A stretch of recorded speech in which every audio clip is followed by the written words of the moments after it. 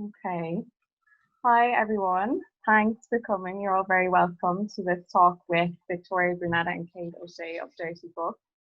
My name is Leah. I'm a co-director at Catalyst Arts, and we're delighted to bring you this event as part of our Common Garden programme. Common Garden is an exhibition which explores the commons, collaboration and collective action.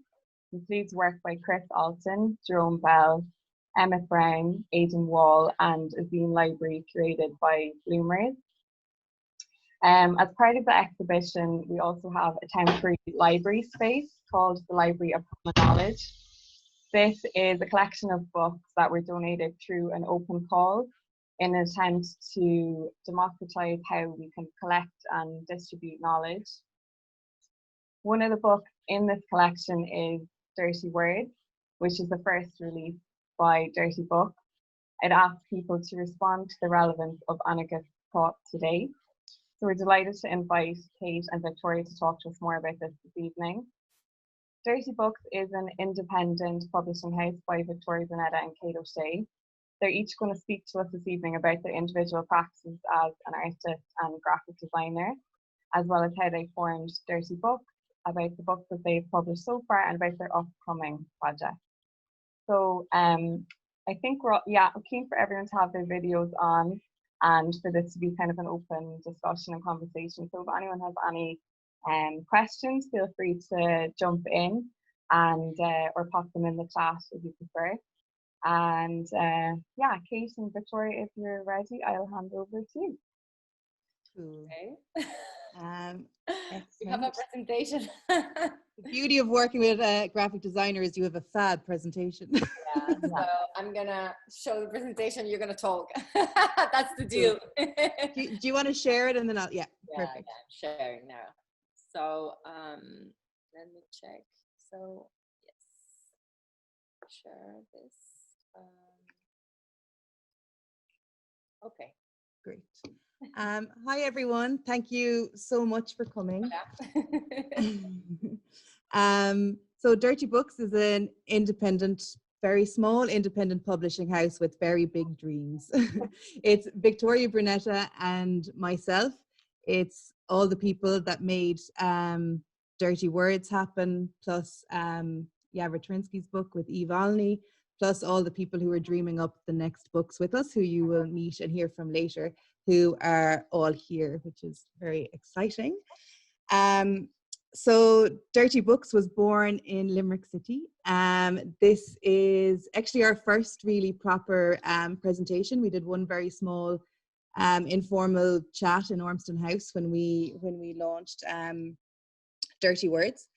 And I guess to say that Durty Books and Durty Words are very much built on this idea of yes and no. So as we struggle to build other worlds, what are we dismantling, what are we and building at the same time, what are we negating and what are we creating at the same time.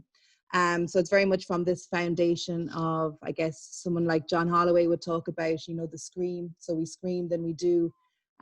What is the moment we say no, and then what is the moment we start to build another world? As we struggle to build other worlds, why do we want to do this? What do we want to change? What's it all about? So what we're going to start with is, why do we do what we do? Because I guess for us, it's under this deep understanding that your internal struggles are very much connected and deeply rooted with your external struggles. So without understanding our own stories, it's very hard to relate to other people's stories. So I'm going to pass you over to the fabulous Victoria Brunetta to tell us a little bit about her background. Okay. Well, I'm from Argentina. I studied graphic design in the University of Buenos Aires, in the public university.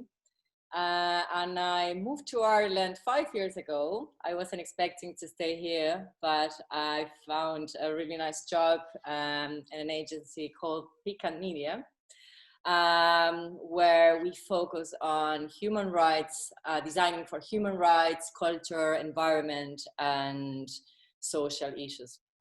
So basically, well, I studied graphic design, but first I studied literature and linguistics, and that had a huge impact in my career, because that's one of the reasons I love books, and I have this desire of publishing and working with Kate and artists. I also taught typography.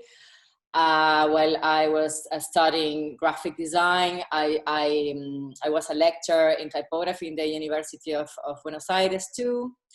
And I worked as an independent graphic designer too for many years until I came here to Ireland and I started to work at Picant.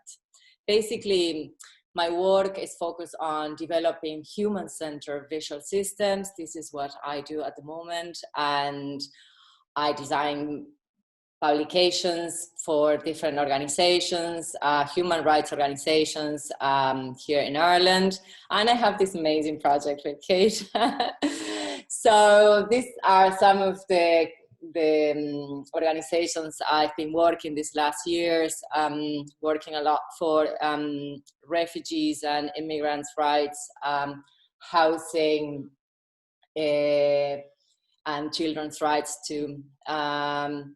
So basically one of the campaigns that had more impact these last years was kind of I started to work for this campaign while I was designing Durty Words too. So it was kind of amazing to have these both things at the same time. And this is Stops Now. It's one of the campaigns I worked that aims just to end sexual harassment and violence against women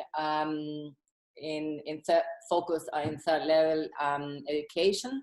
So, well, those are all those posters and stickers that I designed for them. And basically, you know, my idea was how to challenge dominating stereotypes that harm the dignity of the most vulnerable and communicate a clear and powerful message that encourage people just to take action. So basically that was a little bit the idea behind the creation of these posters and getting the students engaged too.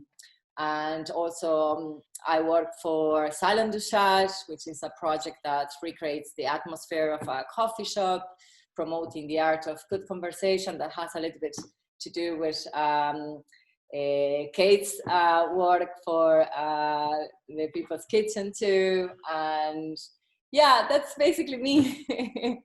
So I'm gonna hand this to Kate and her work. Nice one. Thank you, Vicky. Yeah. So I'm currently the Just City artist in residence with Common Ground in Dublin 8. So I'm based here. You can see my studio behind me in St. Andrew's Community Centre. So the work that I'm doing at the moment is called How Much Is Enough, which is looking at spatial injustices within Dublin 8, but then also working with an international group of amazing people. And we meet every Sunday. It's like mass for our Just City reading group collective. And yeah, so I put these photos in because this space is like a little bit like what it's like to be inside my head.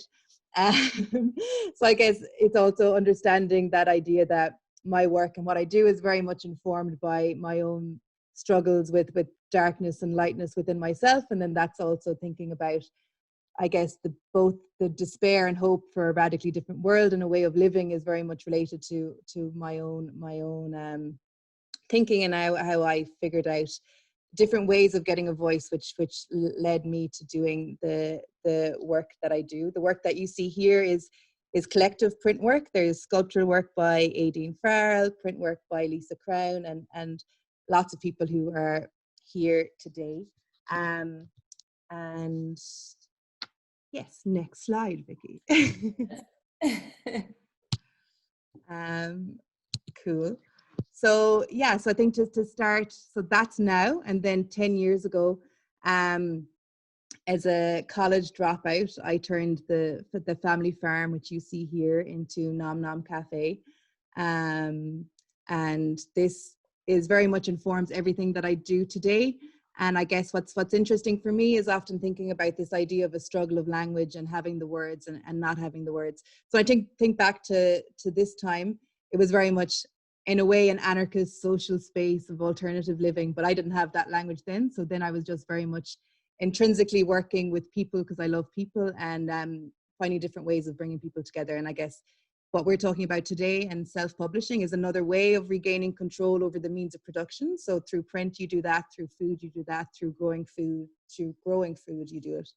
So I think this was a very important moment. This is deeply connected to the People's Kitchen, which came out of my work with Darren Kerwin, who is in that photo, standing beside Kevin Flanagan, actually, in Spare Room, which I produced with the fabulous Eve Alney, who started architecture activism. The People's Kitchen is, I guess, more overtly political food space than I guess Nom Nom would have been back in the day, but very much the same values of shared space and the resistance of the old capitalism. Next slide. And this is what it's all about. It's about that feeling when you produce something yourself, when you self-publish, when you start something, when you're part of a movement, when you're part of making something happen, whether it's small or big. That's my mom in the middle there with her friend Mary Cronin. That's them doing their first screen print at an exhibition I did many years ago. So in terms of art and exhibition and social spaces, it's never just the one thing. There's always print and food and music, and it's different ways and different windows of people to get into the work of how we imagine the different ways we want to live together. And this is just an image from the Just City Reading Collective, and I guess it sums up this idea of it's the physical layering of people's handwritings and stories, but it's also the layering of I guess the work that we do with Durty Books and Durty Words is connecting into past, present, and future struggles. How do we connect our stories? People have been trying to do what we're doing for a very long time. Our ideas are not new, but I guess it's building on that and going forward. So I think that's going to bring us on to talking about Durty Words. Durty Words. Well, basically, that was 2016, Kate. Yeah. Kate called me and said, Vicky, she saw, what was the reason you called? Yeah, because I was reading a book about anarchism. Oh, yeah, I saw you reading a book about anarchism, and I was like, oh. And I had always interest. And basically, well, I said, Vicky, I have an idea. I'd like to share that with you. What do you think? Okay, let's go for pints. And well, she told me about Durty Words and her project, previous project about Durty Words. I said, okay, yeah, let's go for it. I love the idea. We spent hours talking about anarchism, about the misconception. People think when people talk about anarchism, what's the problem and which are the struggles? And we had this long conversation, and we say, okay, let's start. And at the beginning, the idea was kind of more just working for kind of a more magazine format. So basically, it started as a kind of a magazine with very little kind of very few collaborators. And well, what happened then? Kate started to kind of bring people together, loads of people together. And Kate. So Vicky is a very patient graphic designer. 2 years. And she was like, I have another one. Oh my God, great. I have another one. Oh my God, great. And basically initially it was a kind of a challenge, how to bring everything, all these different voices together from, editing perspective, but also from a design perspective. That was the challenge initially. So while Kate was gathering all these amazing collaborations, I was trying to find a way just to bring all those collaborations together.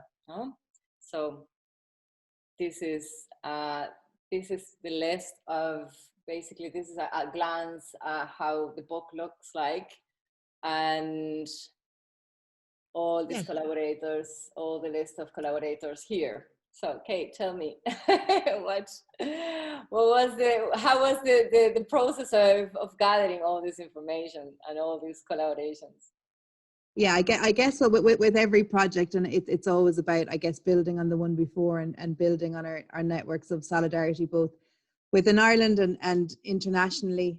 So I guess that's why it got a little bit out of control, because there's just a lot of great people out there. So I guess Durty Words started with the idea of dirty words and words being tainted and misunderstood, and came from, I guess, as first of all, the idea of community art being a dirty word with dirty word within the contemporary art world, which then I guess led to more thinking about anarchist thought, and that's what brings us to here. The book is very informed by, I guess, an ethos of DIY ethos that's very intrinsic within the moments like the radical print shops of the 60s and 70s. This is a piece here. So there's so many people and so many people in this book and so many themes, there's no way of sharing all of it. So we're just going to show a few key moments. So the radical print shops were a moment where they created a space, and for multiple movements and multiple communities, you'd come in and you'd collectively make a poster and you'd print together. And then it was that, I guess the beauty of social movement art is that kind of lack of preciousness and that instant connection to the streets, and that's the way they worked. And this is deeply, I guess, connected to also the work of people we work with, like Josh Mcphee. So Josh Mcphee, who's part of Just Seeds, a collective of radical printmakers in the States, US and Canada, and also started Interference Archive, the archive of the cultural production of social movements. So they feature quite heavily within the book, along with amazing printmakers from Limerick and Cork and different places in Ireland. This was a piece about, what piece was this? Oh yeah. So this is kind of the story of Just Seeds and radical printmaking. Cool. So yeah, it was really interesting, because while we were gathering all these amazing collaborations, I say, okay, how can we bring all this, in terms of design, all of these different voices together without competing. So I wanted to create a design that didn't compete with the piece of art or the voices that we were putting together. So because we have photographs, we have at the same time we have photographs, we have kind of plain articles, illustrations that have typography within, that have different type of typographies. So we didn't want to kind of compete with those voices. And yeah, well, this is the photographic work we gather, like from different collaborators in the States. And this is a Standing Rock, is a movement led by the Great Sioux Nation in America. And these photos are taken by Vanessa Teran. She gave us amazing photos. And same with Connor Buckley, with Vita Cortex. Vita Cortex workers were made redundant, and they decided to take over the factory, and he went there to take these photos. And same with photos from Argentina, from an amazing collaborator, photographer and journalist from Peru, who's based in Buenos Aires at the moment. She wrote an article, and this is particularly, it has an impact because I feel like it was a way just to bring the struggle from women in Argentina to Europe too, no? Within the book. And the next one is another one, like John Jordan. You know this story very well because you've been there, Kate. I actually wanted to, just in terms of design, could you show the Cindy Joyce piece? Yes. Yeah. Just because I think it's just interesting to, like, there's so many different ways of telling a story. And for me, the way this is designed and the way Cindy Joyce wrote this is a really effective way of telling a very certain story. So in terms of, if we think about the structural violence and strategic violence of the state against the traveller community, she has like outlined year by year, you know, how this is a very strategic, non-accident situation. You know, the way the state does these things, which links to, you know, so much in the book. But I think this chronology of actually just naming the exact moments is really effective, and it's just another way of doing it. But if you want to go to Lazad. And then I think in general, I guess with the book and in all the work, it's very important to show, to kind of, for us, it's to, you know, to imagine other ways of living, to physically experience them is really important.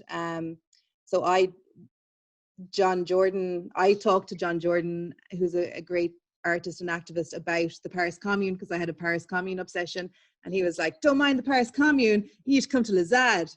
And Lazad at the time is one of the biggest, I guess, laboratories of commoning going on at that time, which was a 30-year occupation against the building of an airport in which they won. And when I went for the victory, there was over 30,000 people there, and it was, you know, my experiences there, and like many people have when they go to somewhere which is an alternative to capitalism, is that it is possible and another world is possible. So this features a few times within the book, because I guess it's a very practical example of a really huge example of international solidarity, because they really did connect into those networks around the world, and then people came together physically in that one space. Vicky, do you want to talk a little bit about Penelope's photography?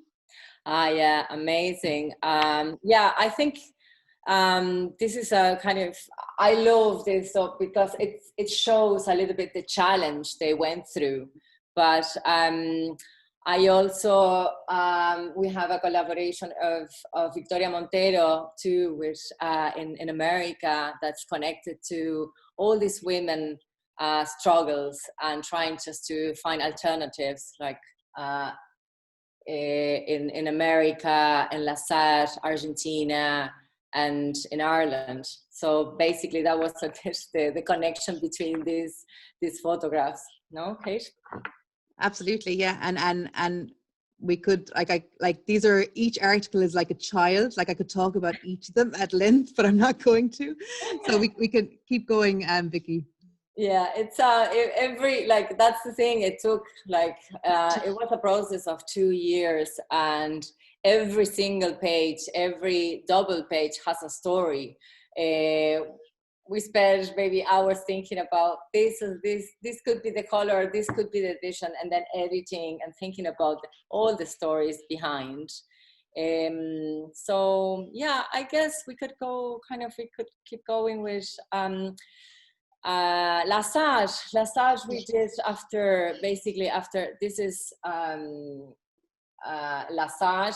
John Jordan called us after Durty Words and asked us if we could kind of make a design for their newspaper, and it was a really nice job. I couldn't go to Lazad like Kate, but this was a really nice way just to connect with them, and I work kind of course online with them just to create this newspaper, which is a tabloid, which was the last one actually, because they kind of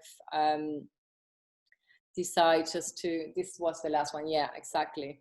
So yeah, a little bit of what we did for Durty Words, but in a different way, just collaborating and bringing these voices together, and was a nice result of Lazad, collaboration with Lazad. So, well, then after that, another collaborator, contributor of Durty Words, called us just to, if we could kind of edit, design, and publish his book, and Jawor Tariński. And he worked with Eve, Oni, and Kate. It's gonna tell us how the process was of editing and bringing these voices together. I think the beauty of creating any space is you don't know what's going to come from it, and then it's really magic to see what comes from it. So with Durty Words, there's 134 people who equally could all have 134 books, so you can just go forever. It's great. I came into contact with Yavor Trinsky originally through Eve, both I think through their shared work on Castriatus. I can't say the name, Castriatus. Anyway, Eve will correct me later.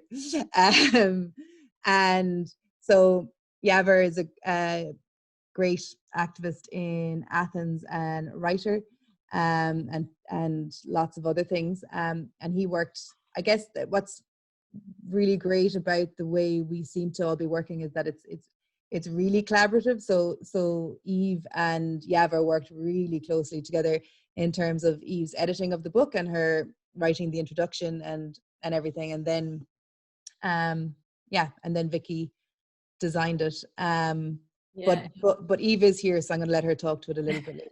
Go on. Do you want to talk a little bit about designing? So I guess we wanted to, so we went from the very big book to being like, okay, this is the thing. I'm gonna let Eve talk about after this, after saying that. But this was a huge difference with Salibao, with this newspaper for Lazar, or the book for Yavor, that I had the chance just to collaborate straight, like directly with the writer or the people involved. For Durty Words, there were so many. There was Kate working with them, and I was processing the whole information, so to say, and the collaborations and editing, design, everything, no? But this was a really nice opportunity because we could have chats with Yavor, with Eve, and think about different ideas, and the exchange was really interesting. So this was how it looks like, and I don't know, I thought it was kind of the typographic approach, just to kind of try to break up a little bit the text and break it with some quotes. And I think Yavor was happy with that, and we decided to go for it. And the type of images, like trying just to work in a kind of a more documentary history way too, with the treatment on the images. And this is the result. And okay, Eve, tell us about your the process. How was for you too? It was just I suppose it's as you said, it was just really collaborative. It wouldn't have been what I would have expected had I not known you previously. You know, if you're asked to do an editing job by a publishing house, I would have expected everybody to kind of be, I suppose, to stick to their roles, and it would have been very much more sort of disciplined. But this really worked. The opposite really worked. It was completely fluid. The fact that, I guess, even just the fact that myself and Yavor had the interest in the writings of the ideas of Castriatus in common, really, I think, helped the process, in that Yavor, how I came across Yavor was that he was the only writer I could find online who was actually advancing Castriatus's ideas on the project of autonomy. And he's actually completely embedding the theory within within reality, which is really, really exciting. That's why this book is so exciting, because it answers a lot of the questions that you would kind of come across when you're trying to spout, you know, ideas about alternative social imaginaries. So because of that, the editing was much more kind of fluid. It's hard to describe. It's like literally he had his piece of writing, he'd send a bit to me, I'd suggest changes or what could go. It was just a really nice process back and forward. But as he said, then it wasn't that you were out, it was all kind of within the loop of the four of us. So it would be, you know, then I'd send it to Kate to get her opinion. Victoria, of course, would be involved as well. And so it was just really nice that, like, the four of us were always I suppose present and involved in the process from beginning to end, even to kind of the kind of book launch and everything. You know, it was just a great way of collaborating, more like kind of an arts collaborative project for me than how I would imagine. I've never worked with another publisher. I'd say quite different to how other publishers might work. Yeah, and I have the book here, and I don't know if you see my camera. But yeah, I have the book and the I lost mine. Oh, basically the idea, like if you see Durty Words, is kind of a piece of, it's huge. And then we wanted to design a small book that could be kind of, you could bring it with you and just get this, read these ideas and put it in your pocket almost.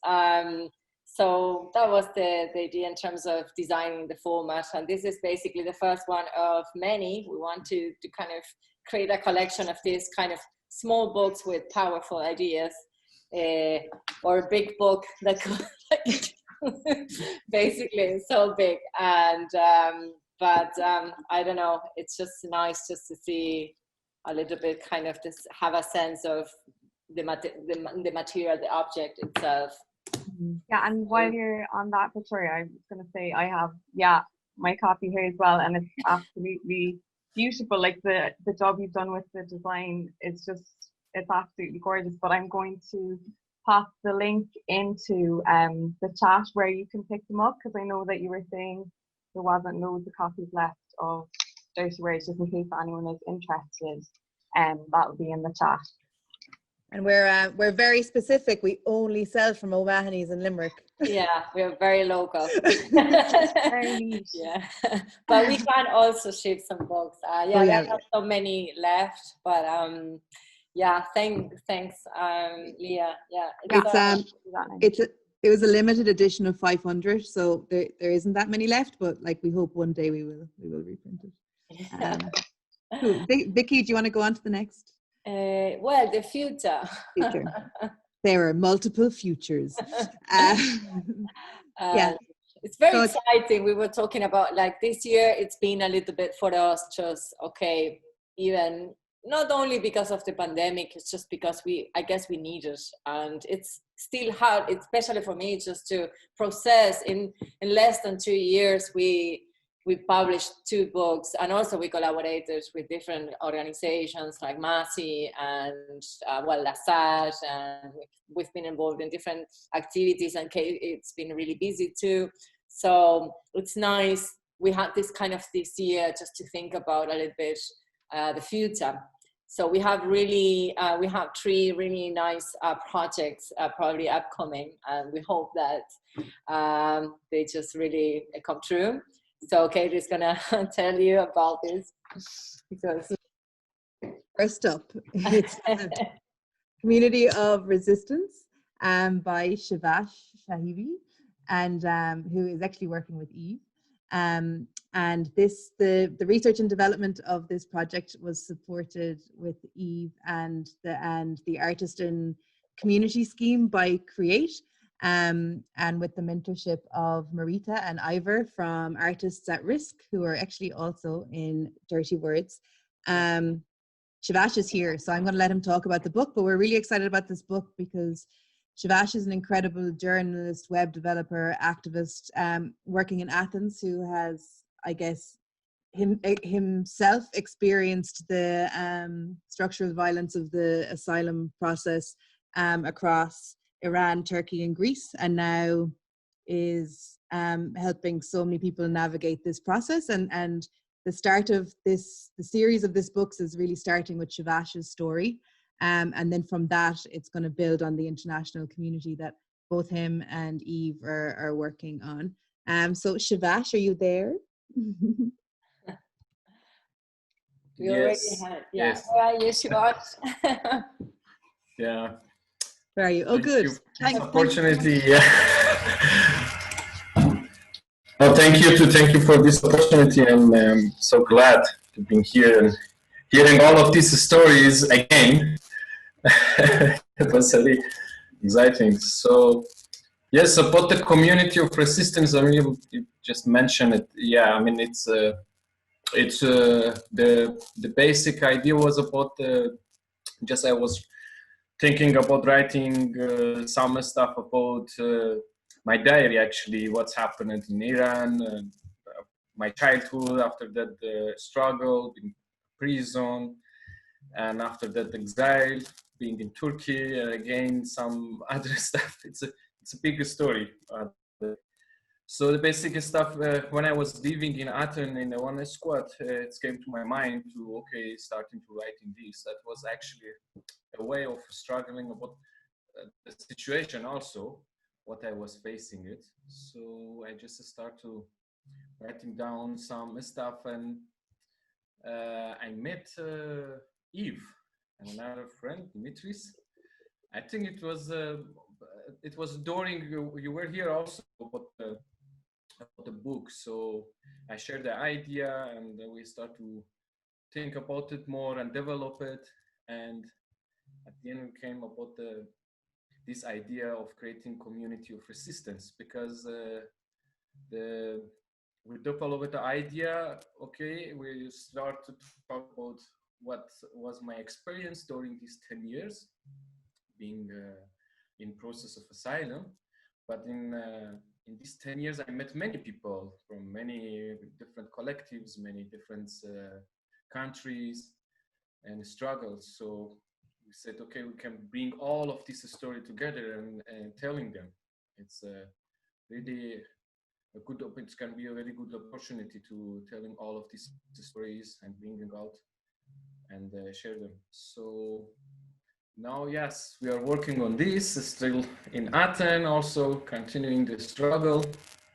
We faced many things, and yeah, if have something also to add.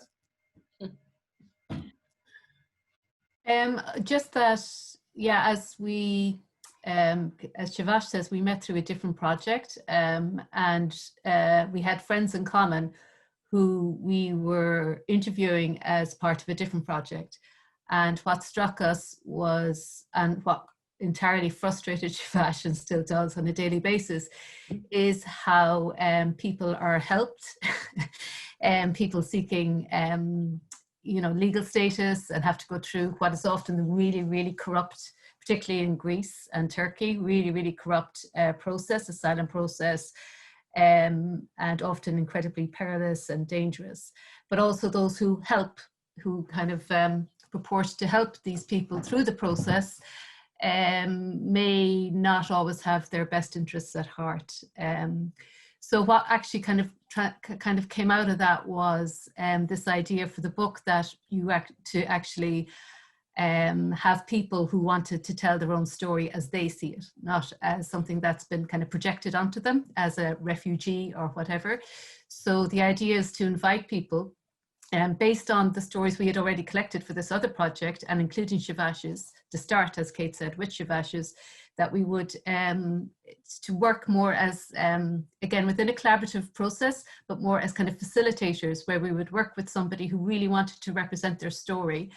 And then that's the idea of making a graphic novel and asking Durty Words, Durty Books, if they were interested. And the idea of the graphic novel was, again, as a means of kind of transcending language and barriers and borders, to create this kind of interconnected, albeit online as well, kind of resistance, community of resistance. So what these people would have what all the contributors would have in common is that they have experience of borders, the asylum process, coming from outside of Europe. So they have a very different perspective, as we do, of Europe, and to try and kind of get that across as well. And obviously then using an aesthetic of their choosing, so how they feel it should be represented. So yeah, and we've recently been we've recently been asked by Cork printmakers to make the project part of In From the Margins, this kind of European-wide project that they're part of. So yeah, so it's actually kind of growing and growing. So it's really great to have Durty Books on board to kind of steer it, basically. Yeah.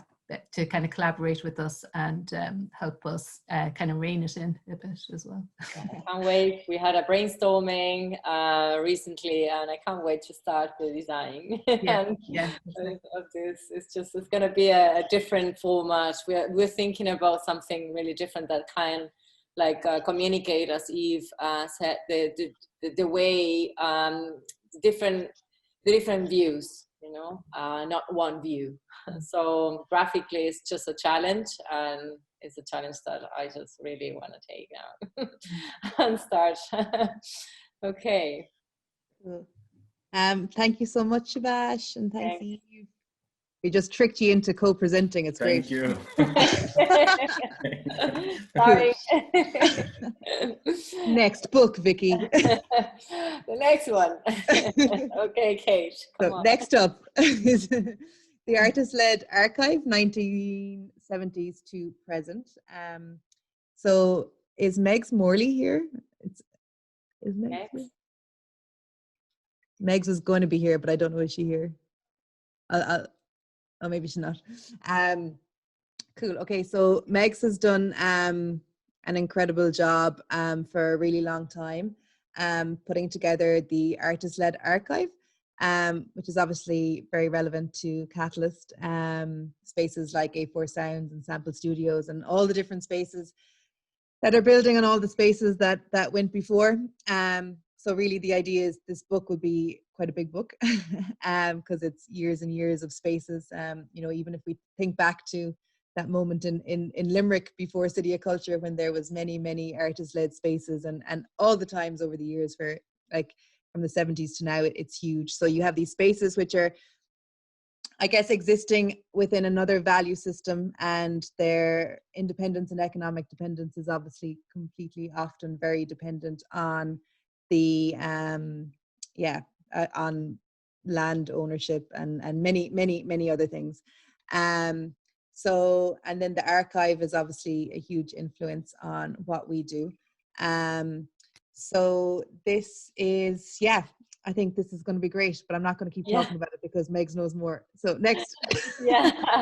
Another challenge, as you can see, it's just a different type of, while kind of Kate is talking about them, I imagine different formats and absolutely kind of different type of objects in terms of publication. So and I think what's nice as well is that the first part of the process is actually going to be, you know, scanning the archive, you know, bit by bit, which I'm really excited about because I think I really enjoy a bit of scanning.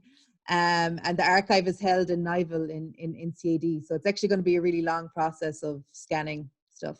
It's going to be great. And then I guess it's visually it's going to be unreal because every space, you know, even if every space has one poster or one image or one artifact, you know. But next up, it's Radio Rebellion by Creaney. Who is here? Creaney, are you there? So Radio Rebellion is a book on radio and sound during the Greek crisis, based on ethnographic research by Creaney, who was here. So I don't know. I'm here. Oh, she's here. Okay, cool. I thought you were going to pop up, you see. I'm here. I haven't met Creaney, so I'm really excited. Creaney, this is Vicky. Finally. So I met Creaney when myself and Eve were in Athens. She gave an amazing presentation on her work and sustainable activism and loads of different things.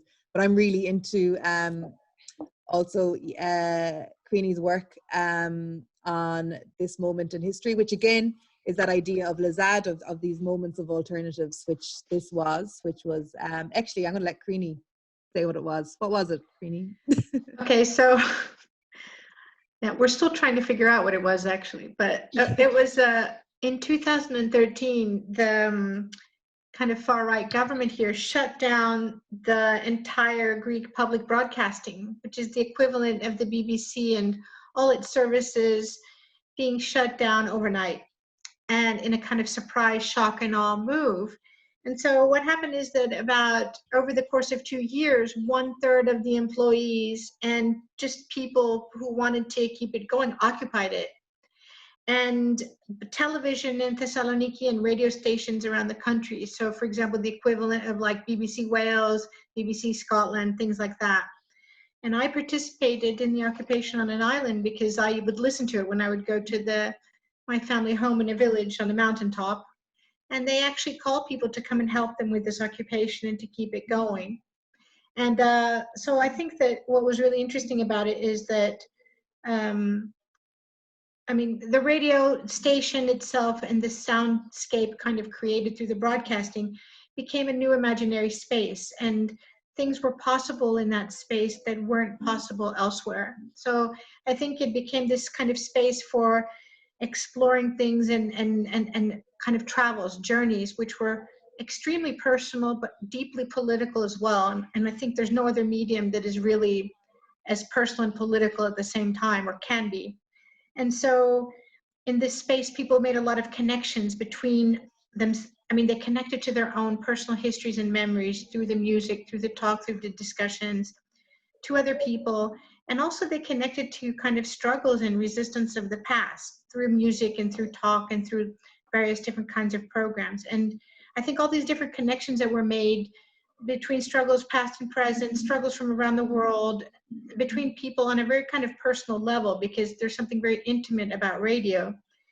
That gave people a lot of strength, including myself, at a very dark moment. It was very nourishing. It was very empowering in many different ways. And from that experience, what I think emerged were kind of new stories that we could tell about the Greek crisis, new stories that we could tell about ourselves in terms other than objection, because that's what was happening at the time from the global media and the kind of Greek mainstream media. We were told we have to think about ourselves in terms of objection. You know, we're rubbish, we're part of the pigs, Portugal, Italy, Ireland, Greece, and Spain. So I think that was a really interesting thing. And another thing that was very interesting is that people worked together for the first time in ways that I had never seen, in all honesty, across the left and the anarchist milieu as well. And there was some serious radicalization that took place of people that had never been political before as well. And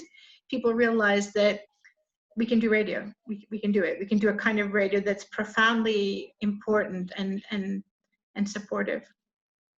Amazing.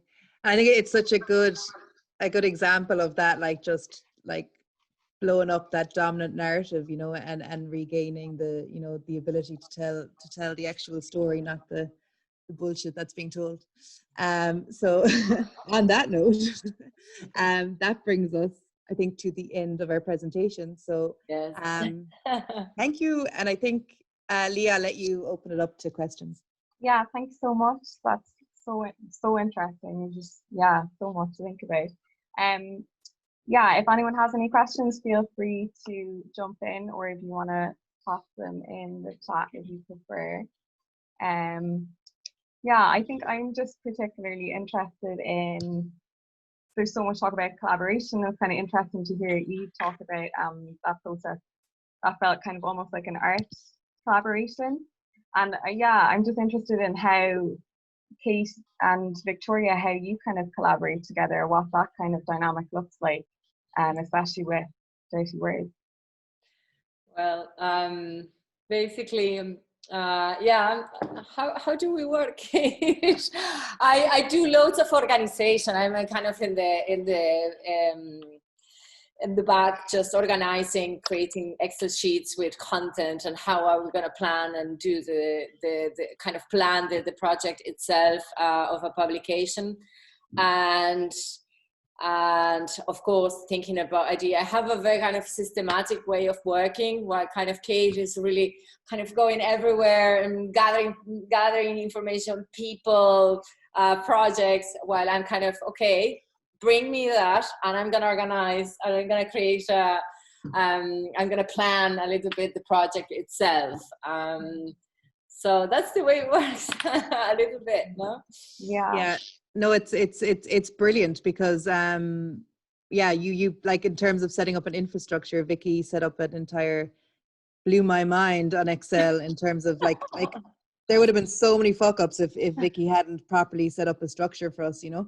Because with 134 people, that's 134 things to edit.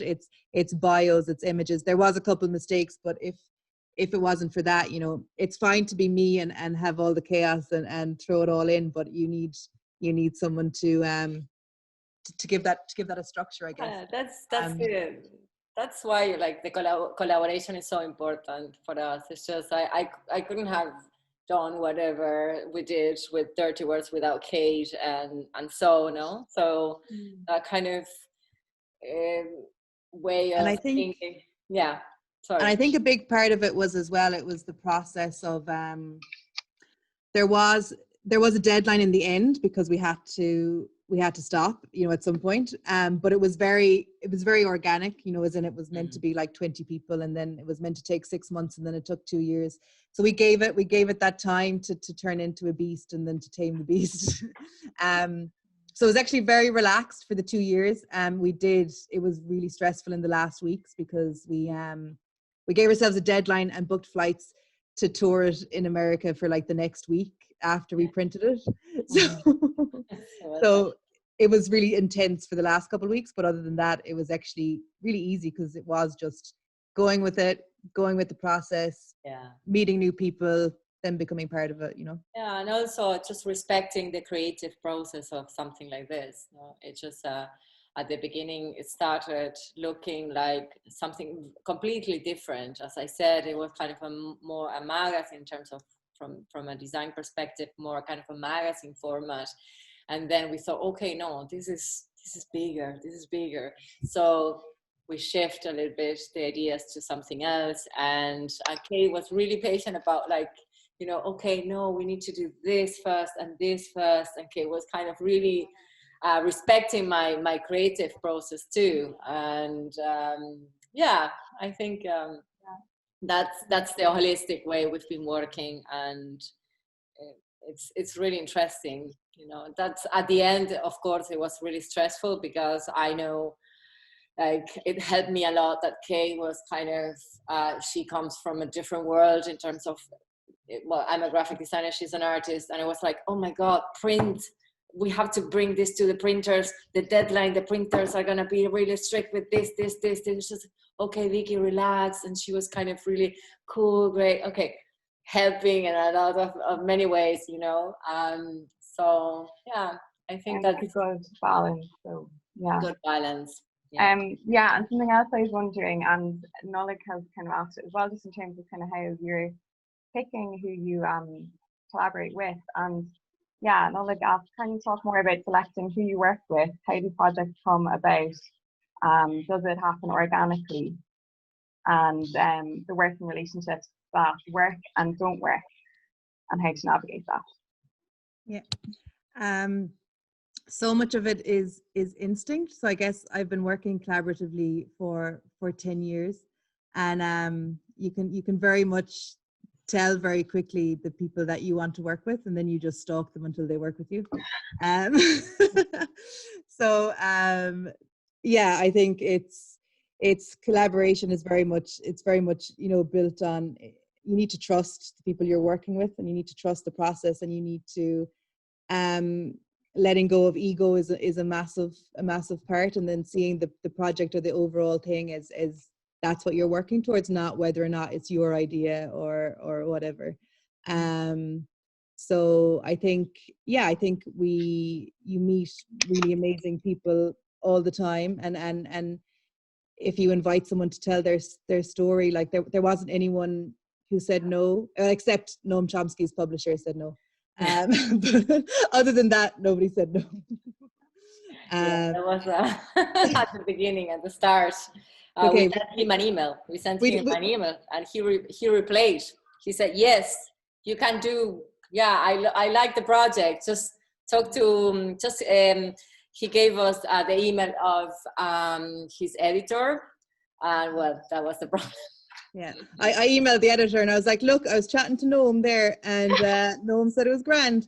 And then the editor was all like, Professor Noam Chomsky, and you have to pay to publish the Anarchist text. And I was like, well, no one else is being paid, so no. But anyway, that's besides the point. But yeah, I can't remember what I'm talking about. Next. No, well, but we didn't have that. We didn't have that situation. Have that situation of saying no.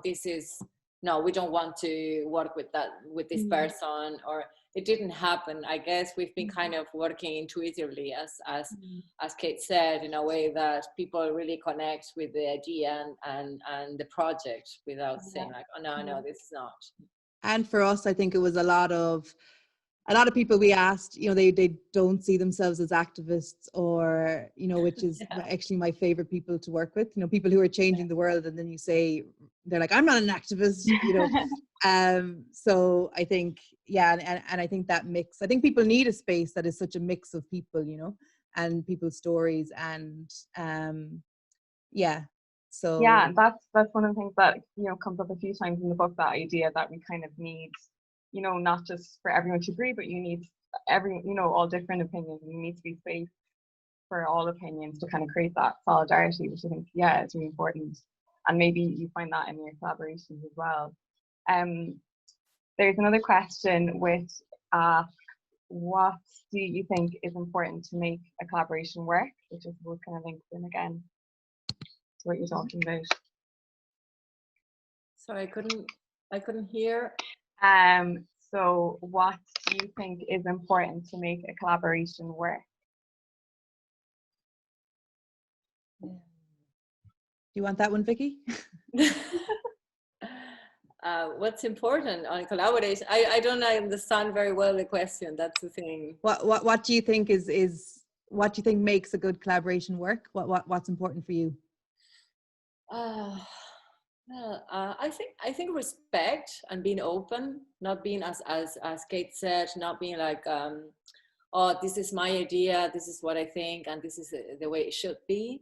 Just listening, and being open to the others' ideas without thinking that this is what I think and this is that it should be, And I think different voices. Collaboration is just about being, that we are kind of all different, and then accepting that we have something just to collaborate. And it could be different, totally different to what the other people think, the other collaborators think. And I think that's rich, when we have different voices and we can deal with them and just make from that something together.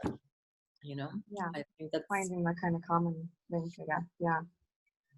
Does anyone else want to pop in? Anyone else have any questions?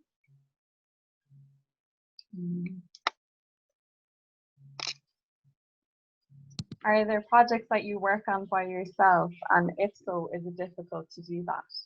Good question. Kate, I don't think you ever work by yourself, do you? That's actually a really good question, because this is the first time I've ever been, I've been by myself physically for a couple months in the studio in St. Andrews, which has been amazing, but a lot of it was actually really difficult because I'm never by myself.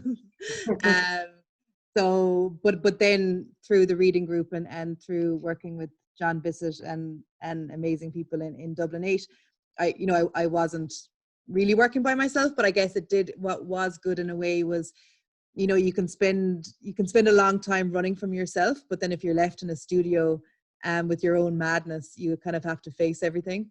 And there's actually a value in that, and there's a value in really sitting with yourself and stopping and facing it and accepting who you are. So I had to do that, which is important. But usually I'm never really working non-collaboratively. Vicky? No, I actually, well, as a graphic designer, you spend loads of time sometimes kind of on your own in front of a screen. But the way we work with Kate and I work here at the studio is always based on an exchange. So yeah, usually I just, don't work on my own. So, but yeah, I prefer just to collaborate and work with people. Someone has asked difficult one. Do you have, what is your favorite dirty word? I know it's impossible to choose. Oh, that's Karen. Good question, Karen. I guess, I don't know. I don't have, but I really love the photo of the pregnant woman that in Lassade. I don't know, it has something.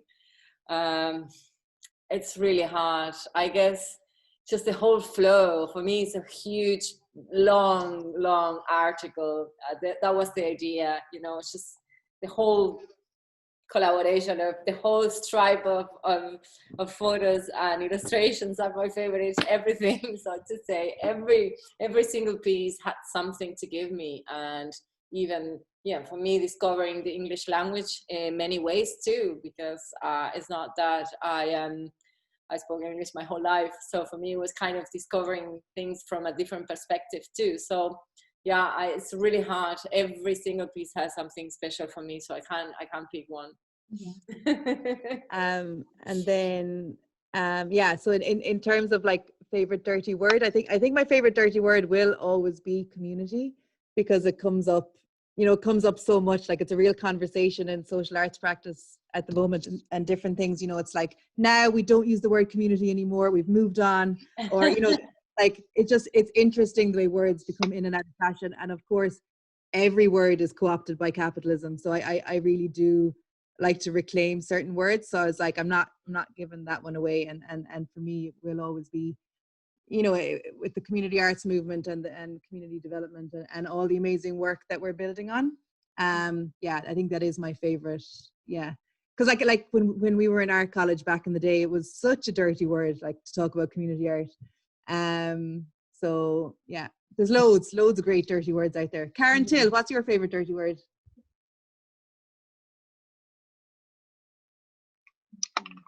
Gosh,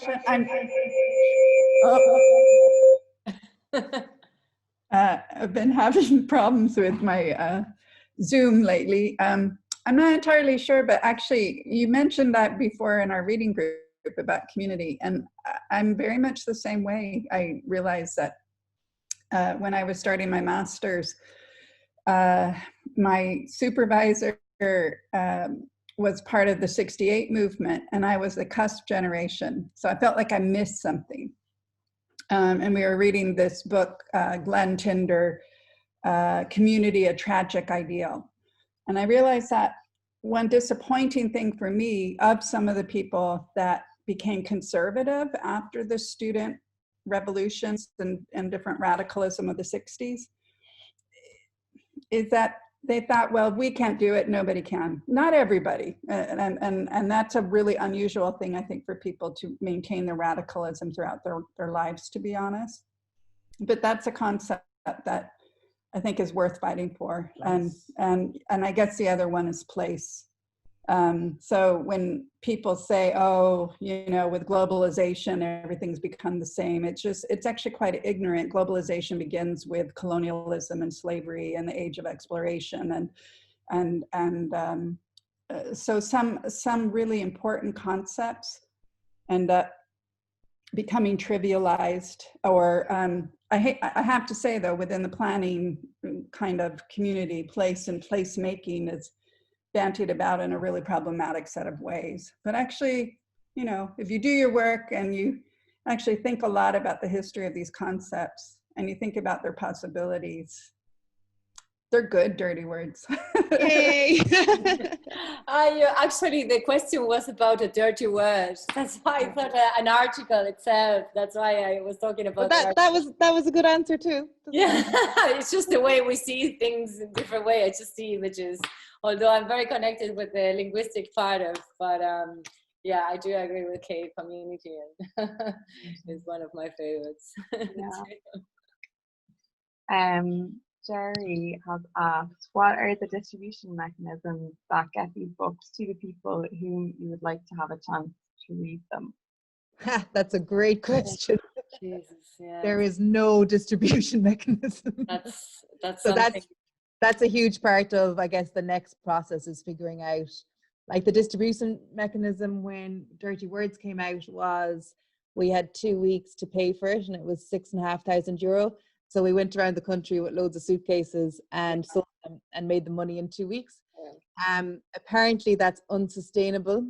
So No, it's real. We didn't put that on the presentation, but like, well, I was organizing things here. Kate was collecting books and distributing them with a suitcase from everywhere here in Limerick and different places. And we were going to every day going to the post office with the huge boxes. I said this book is really heavy. It's 1 kilo, 90 grams. And yeah, that was the distribution. We never thought it was going to be like that. The thing was, when the books arrived here to the studio, I never thought that we were going to have a pallet with 500 books. Like, I said, like, Kate, the books are here. I don't know what to do. There was a truck outside. So it was quite really organic that way, because we just didn't expect that this was going to happen, and the dimension of the book itself, no? Yeah. And I think that's the hard thing. Like, obviously with the next books, we need to like distribute them through other ways. Yeah. But I think that for me was my favorite part of the whole process, was that you would like, someone would message me on the internet and I'd be like, see you at the Spire. Yeah. They'd give me 50 quid and I'd throw a book into the, like, this actually happened, into the car. And then my mother distributed Kerry. So she drove around with loads of books. Like, my mother is, you know, yeah. You would not be expecting her to be selling anarchist literature from her micra. No. And this is, and it was the conversation that you had, and it's that like really like non-capitalist way of selling stuff, where you have an individual conversation every time. But beside my desk, I have books I have to go to bring to the post office. That's the distribution at the moment, apart from O'Mahony's. But obviously, Jerry, that's like, you know, that is not a thing that we want to do going forward, in terms of you need to reach more people. So then you need to like properly get it into shops and get it into, but it's a hard thing to, I think it's a hard thing to figure out, but we're going to figure it out before we send the books to print next time. Yeah. And the book will be in the Library of Common Knowledge in Catalyst for the next couple of weeks, until the 23rd of January, in case anyone wants to pop in and have a look. Thomas asks, when do you feel a project comes to an end, if they ever do? They never do, Thomas. They never do. No. Well, basically, deadline is the word. The Kate's to get this done. Yeah, I don't know. It's just difficult. Yeah. Well, I think a big issue which Creaney, who's here, is really good at is the huge problem of burnout. So it all comes to an end when you burn out, and then you have to fix yourself and get back. And you know, so going forward, that's not something I want to do or we want to do. Which I think is why work like Creaney does in terms of sustainable activism and you know, making things sustainable, really. And then, but in general, everything is the one project. It's full revolution, and it'll take forever. Yeah, on that kind of, it's sort of related, I was thinking about, I think it was in the John Jordan essay that you talked about earlier. There was a nice quote that I might just read out. But a culture of resistance is not just material, it needs to provide emotional and effective support as well. I'm just thinking about it because at the moment in Catalyst, you know, as this kind of artist-led organisation, we've been talking about how to make it more sustainable and how can we kind of care for each other and ourselves. And I think it's something that's coming up more and more recently as well, but I was just kind of wondering how maybe you deal with that, or maybe you don't deal with that, or how you can care for each other and your collaborators. It's like everything. It's like it is a turning of the world upside down. You know, we historically, care is not valued, so therefore why would we look after ourselves? Why would we care about ourselves? So I think we've been at the I was at the Create Networking Day the last couple of days, and it was really, there was this idea of a culture of care was embedded within it, which I think is really important. I've always cared a lot for other people, but not for myself. And like the idea of self-care, I was actually allergic to it. Like if someone mentioned self-care, I'd be like, oh, can't cope. Dirty word. Yeah, I hated it. And like we ran yoga and mindfulness retreats for other people, but I hate, like, in terms of myself, I was allergic. But I've actually randomly through COVID sorted that out and now have a practice of that. Like obviously I'm still shite at it, but I'm much better than I was. So yeah, Vicky, what do you think?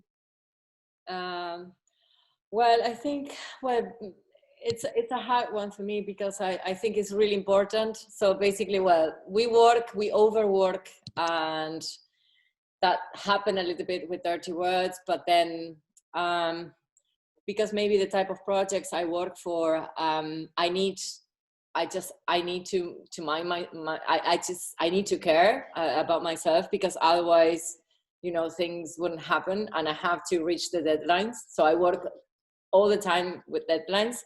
So that's one of the reasons. Not maybe me, it's just the thing that I have to, and people are waiting for things, and the type of clients I'm working for to, they kind of really, really care about what they are doing. So yeah. And I think it's to go and have rest and to mind myself and everything, just because otherwise it wouldn't work. And it takes ages to learn. You fall down the same hole 10 fucking times, and then you walk down another street. So it's like I had like 5 major break meltdowns. In my early 20s. I haven't had one in 4 years, which I'm very proud of. So it takes ages to figure it out, because you always go, actually I don't care. We're just gonna go hard, and then it's not worth it, because you lose the time that you gained, Yeah. But I think that is just kind of a narrative sometimes, people, it is just like, oh, you have to be so busy and so obviously, like, yeah, that kind of toxic thing of just being productive all the time. But yeah, I think maybe we are becoming a little bit more aware of it and trying to... And now I'm into talking about it, like, so it's that's better. Important. Yeah, Jerry had a suggestion there as well, that that bookshop.org that maybe would be useful for distribution. It's that alternative to Amazon. Awesome. Thank you. Yeah. This is what happens. It has to be collaboratively sorted out, like, so Jerry has to just sort out our Thank you. I knew someone would sort it out. Great. Anyone else have anything else they want to add, or are we happy? Can I ask who Kate and Vicky thought the audience were for the book? It's funny actually, because that is the kind of question that was asked. Yeah, I guess, like, I'm such a raging idealist. It's always like everyone. But I think for me it was very much about challenging that, like, that idea of alternatives to capitalism as being this kind of like angry aesthetic, of not built on care for the world, or this idea of just breaking and blowing shit up, where it's actually like, yeah, we have to do some of that, but it's about building, a holistic world in which we can all live. So I think it was for people who didn't see themselves as political or anarchists or whatever. It was for like people who, acknowledging all these people within the book, whether it's like our librarian, or whether it was like my mother's in the book. And then it's also like each person then becomes the gateway to all these other people, so like it ended up in prayer groups because my mother was in it. So it's that thing of each person becomes the connection. So if you have 134 people, you have 134 communities within which they work. And yeah, it was and then also just this people who wanted to, and making it accessible, so that like each piece is actually only 500 words, which isn't enough time to really go in depth into something, but it's enough time to share an idea.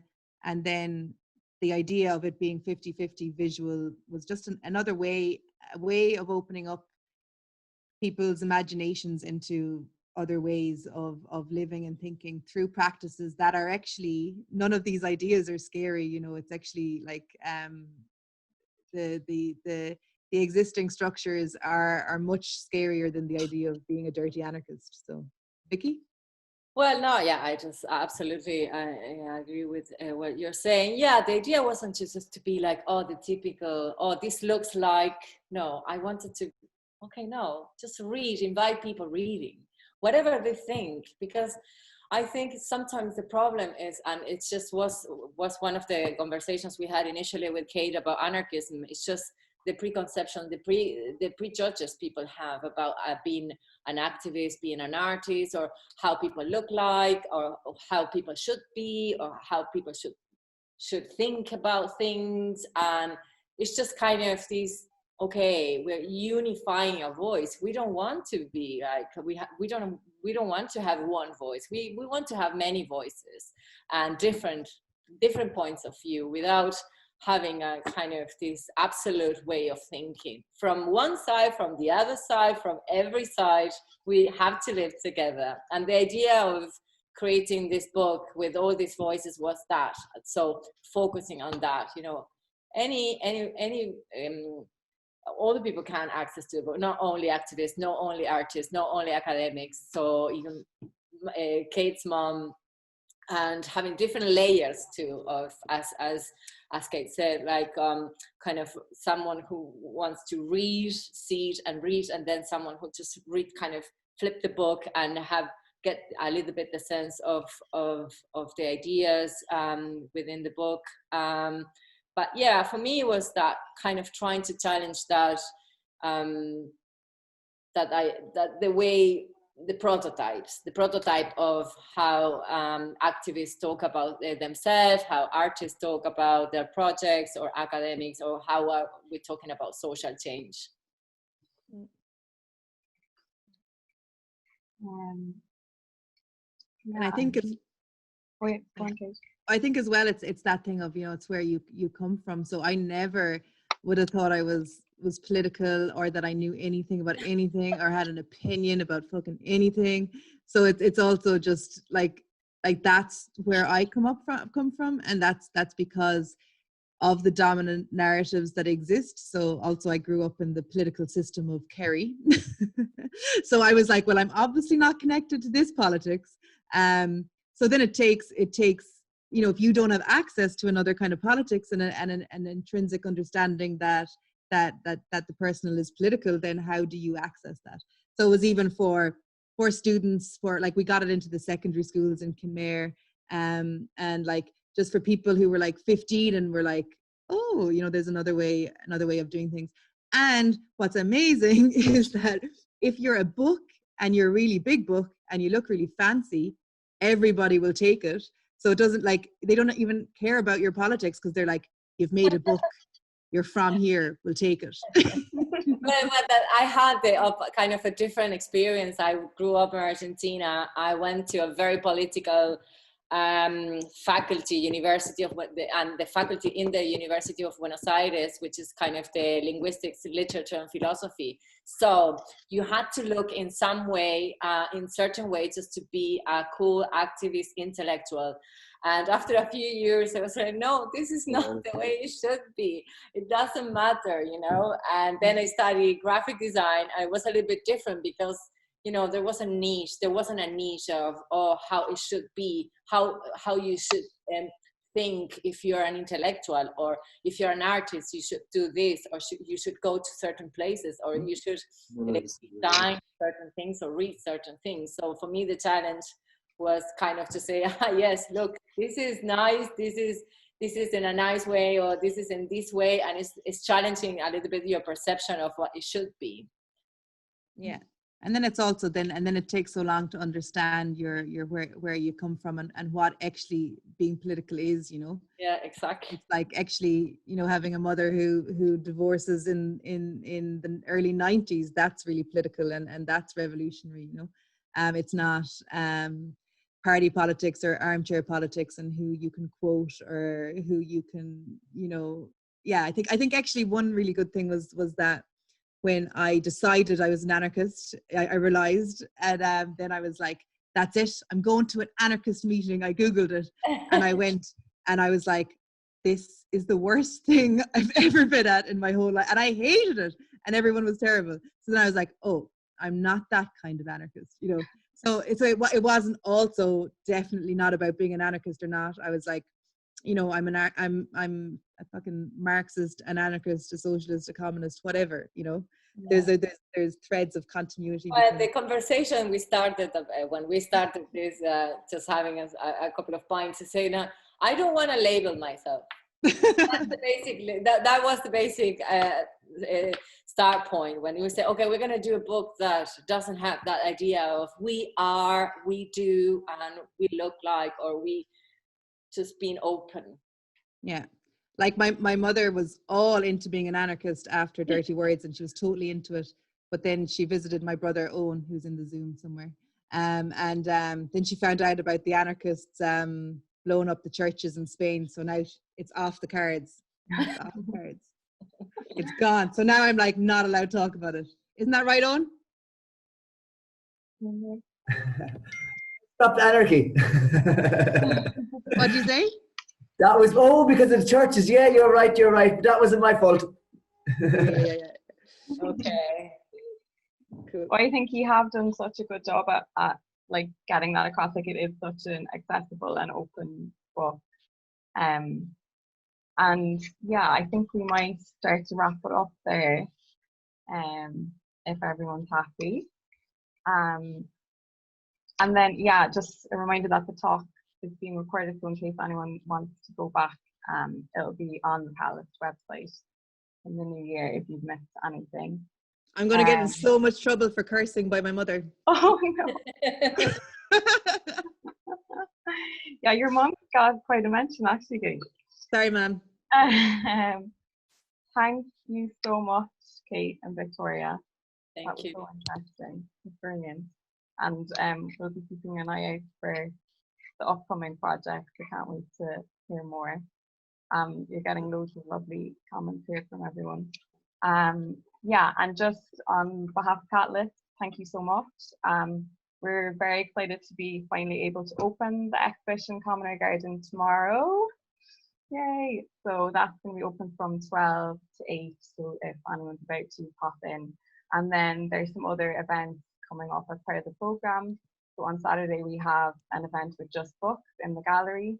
Next week we have an event with Bloomers, and in the new year we have a talk with Fiona Woods, who I know is a contributor to Durty. Yes. Well. Yeah. Yeah. So thank you so much.